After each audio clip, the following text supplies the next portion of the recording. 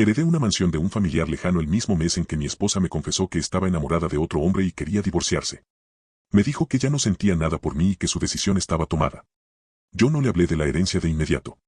Días después, cuando se enteró por terceros de que había heredado una casa enorme, su actitud cambió por completo. Todo empezó horas antes, cuando sonó mi teléfono con un número desconocido. Contesté casi por inercia y una voz formal se presentó como abogado. Me explicó que un familiar lejano, un tío abuelo con el que apenas tuve contacto en mi infancia, había fallecido. Yo pensé que la llamada terminaría ahí, con alguna firma o trámite sin importancia. Pero entonces dijo algo que me hizo sentarme de golpe. Usted figura como heredero único de una propiedad. Le pregunté qué tipo de propiedad y, tras una breve pausa, respondió, una casa de gran valor. Una mansión. No sentí alegría inmediata. Sentí vértigo. Colgué sin saber muy bien qué hacer con esa información. Pasé el resto de la mañana trabajando en automático, con la cabeza en otro lado, pensando en cómo y cuándo contárselo a mi esposa. No era solo dinero o una casa. Era una responsabilidad enorme, una decisión que iba a afectar todo. Y pensé, ingenuamente, que todavía éramos un equipo. Esa noche, cuando llegué a casa, ella ya estaba sentada en la mesa del comedor. Tenía las manos cruzadas y una expresión seria. Supe de inmediato que algo no estaba bien. Apenas me senté, habló. Tenemos que hablar. No esperó respuesta. No quiero seguir casada contigo. Yo intenté entender qué estaba pasando, pero ella fue directa. Conocí a alguien más. Me enamoré.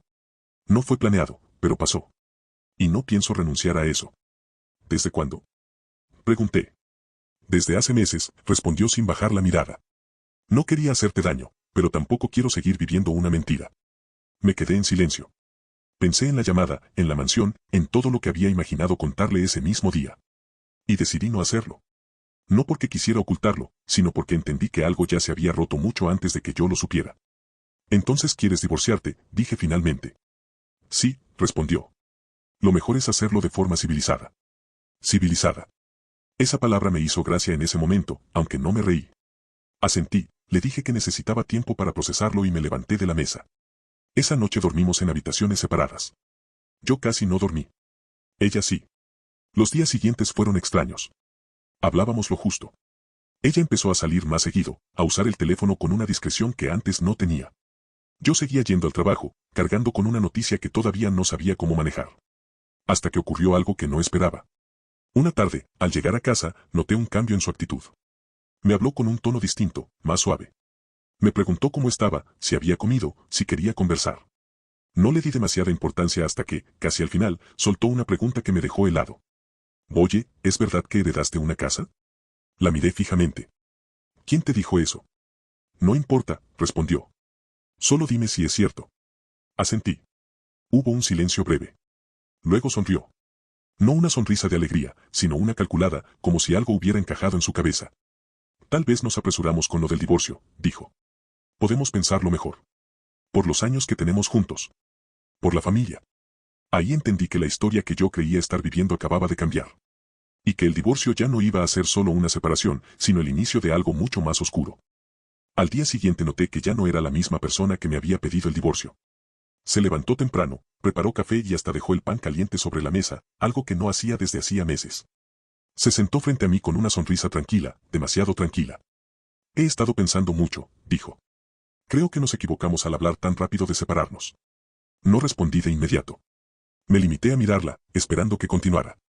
Las cosas entre nosotros no estaban bien, lo sé, añadió, pero 11 años no se tiran a la basura así como así. Además, tenemos hijos, una historia, una vida. Ayer estabas enamorada de otro, le recordé. Bajó la mirada unos segundos y luego suspiró. Fue una confusión, dijo. Pasan estas cosas cuando una se siente sola. Pero eso no significa que no podamos arreglarlo. Ahí entendí que no estaba hablando desde el amor, sino desde el cálculo. Ya no hablaba de sentimientos, hablaba de conveniencia. Yo seguía sin decir nada, así que insistió. Podemos empezar de nuevo, continuó. Mudarnos, cambiar de aire. Esa casa que heredaste podría ser un nuevo comienzo para nosotros. Fue la primera vez que mencionó la mansión sin rodeos. No, respondí finalmente. No quiero empezar de nuevo con alguien que ya había decidido irse. Su expresión cambió de inmediato. La sonrisa se borró como si nunca hubiera existido. ¿Así que ya tomaste una decisión? Preguntó. Sí, dije. El divorcio sigue en pie. Se levantó de la mesa bruscamente.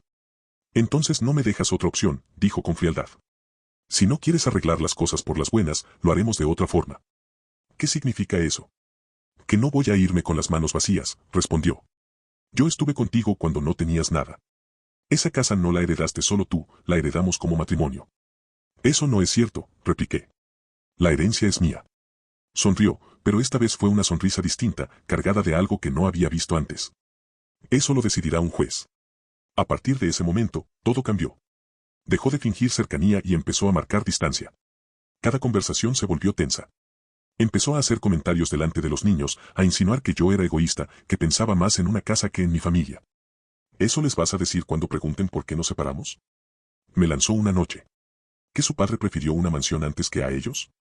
Intenté mantener la calma, pero por dentro empezaba a entender que ya no estaba discutiendo con mi esposa, sino con alguien dispuesto a ganar a cualquier costo. Días después me entregó unos papeles. Hablé con un abogado, dijo. Vamos a hacer esto bien. Leí por encima. Divorcio. Repartición de bienes. Y ahí estaba, escrita en negro sobre blanco, la mansión. No puedes estar hablando en serio, le dije. Muy en serio, respondió. Y créeme, no te conviene pelear conmigo. Ese fue el momento exacto en que entendí que el divorcio ya no era una decisión emocional. Se había convertido en una estrategia. Y yo acababa de entrar en una guerra que todavía no sabía hasta dónde iba a llegar. El divorcio dejó de ser una conversación privada y se convirtió en un expediente. Abogados, correos, llamadas, documentos. Todo pasó demasiado rápido. En menos de una semana ya tenía una notificación formal y una cita en el juzgado. Ella no perdió tiempo. Yo tampoco, aunque iba un paso atrás, tratando de entender en qué momento mi vida se había transformado en un campo de batalla. Cuando leí la demanda con calma, entendí que no estaba pidiendo solo lo justo. Estaba pidiendo todo. La casa, compensaciones económicas y un relato cuidadosamente armado donde yo aparecía como el esposo frío, distante y egoísta que, según ella, había cambiado de un día para otro gracias a una herencia inesperada. ¿De verdad vas a hacer esto?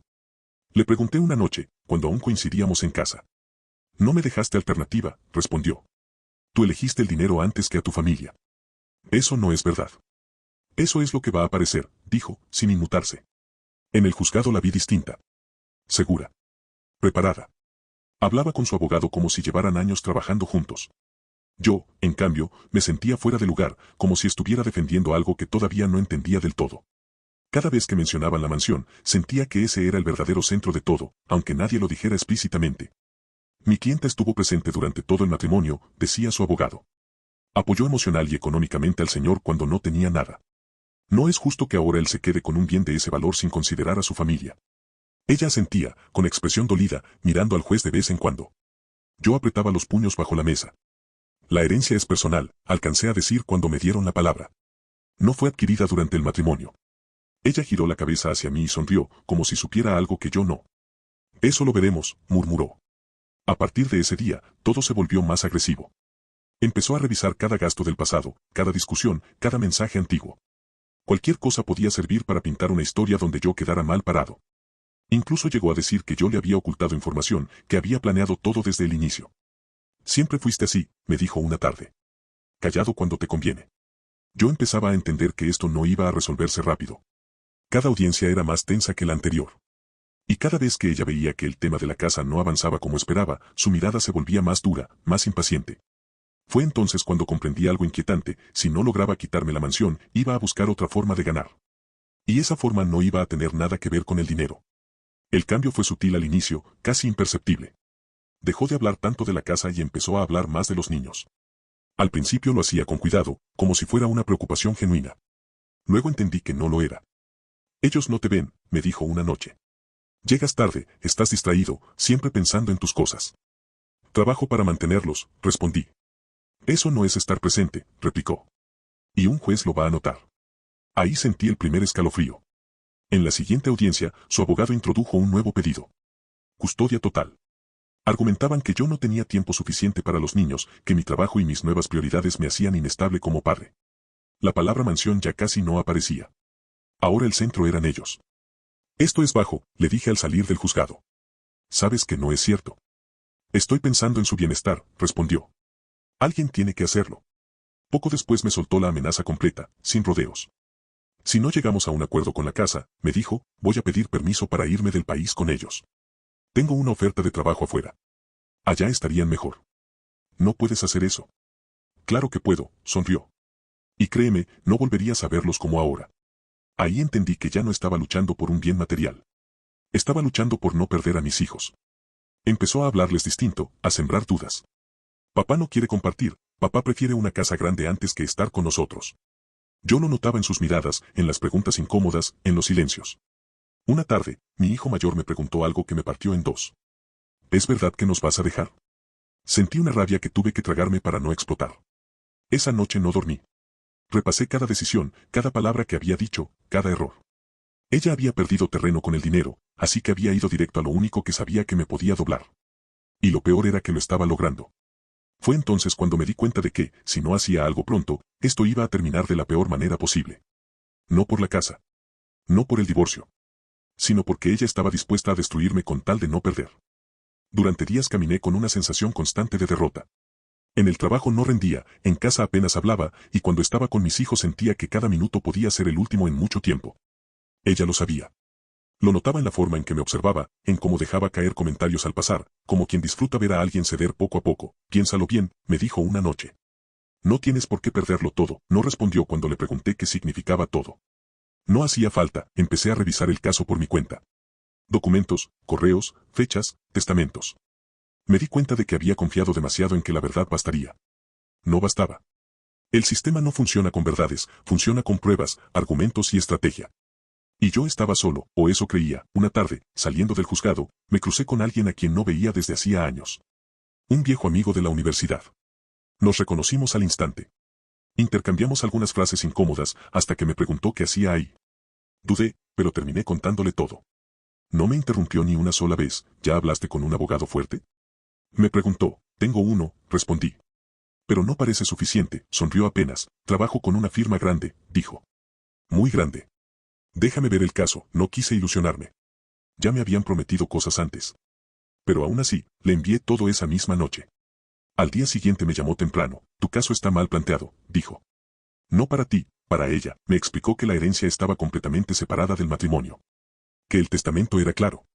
Que su pedido sobre la mansión no solo era débil, sino arriesgado. Y lo más importante, que su solicitud para llevarse a los niños tenía fallas graves. Ella está usando la custodia como presión, me dijo. Y eso juega en su contra. Por primera vez en semanas sentí algo parecido al alivio.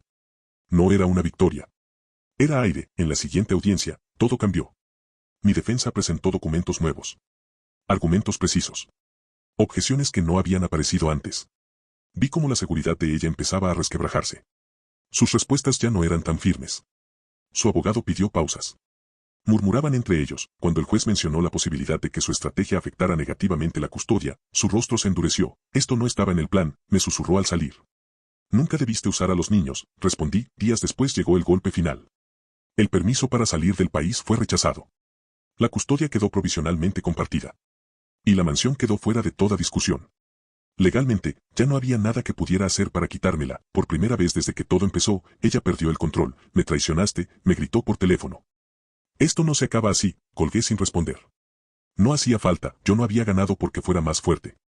Había ganado porque, cuando ella decidió jugar sucio, quedó expuesta. Y el sistema no perdona eso cuando hay pruebas. Después de la última audiencia, ya no volvió a mirarme de la misma forma. La seguridad con la que había entrado meses atrás desapareció por completo. Ahora evitaba cruzarse conmigo en los pasillos del juzgado, hablaba en voz baja con su abogado y revisaba el teléfono con desesperación, como si esperara una llamada que nunca llegaba. El fallo fue claro. Custodia compartida. Prohibición expresa de sacar a los niños del país sin consentimiento de ambos. Y la mansión, intocable. Legalmente fuera de cualquier discusión. No hubo aplausos ni celebraciones. Solo un silencio pesado que dejó claro quién había perdido el control del juego. Ella intentó una última jugada. Podemos arreglar esto fuera del juzgado, me dijo días después. No tiene sentido seguir peleando, la miré con calma. Por primera vez, yo tenía el control del tono. Eso mismo dijiste cuando te convenía, respondí. Ahora ya no levanté la voz. No hizo falta. La humillación no estaba en lo que decía, sino en que ya no tenía nada que negociar. Con el tiempo, la historia empezó a circular. No porque yo la contara, sino porque los hechos hablan solos. La gente se dio cuenta de que había intentado quedarse con una herencia que no le correspondía. Que había usado a sus propios hijos como moneda de cambio. Que había perdido todo por querer ganar más de lo que tenía derecho. Su nueva relación tampoco sobrevivió mucho. El hombre por el que me había dejado no estaba preparado para cargar con procesos judiciales, visitas supervisadas y problemas legales. Cuando el dinero dejó de ser una promesa, también dejó de ser interesante. Se fue en silencio, igual que había llegado. Ahí fue cuando entendí la parte más dura de todo esto. Ella no perdió por mí. Perdió por mostrarse tal como era cuando creyó que podía salirse con la suya. Hoy vivo en la mansión, sí. Pero no como un trofeo. Es solo una casa grande donde aprendí a estar solo sin sentirme incompleto. Mis hijos vienen, se quedan, ríen. Saben que su padre no los abandonó, aunque alguien intentó convencerlos de lo contrario. A veces la veo. En entregas rápidas, en reuniones obligatorias, en silencios incómodos. Ya no hay reproches. Solo una distancia irreversible.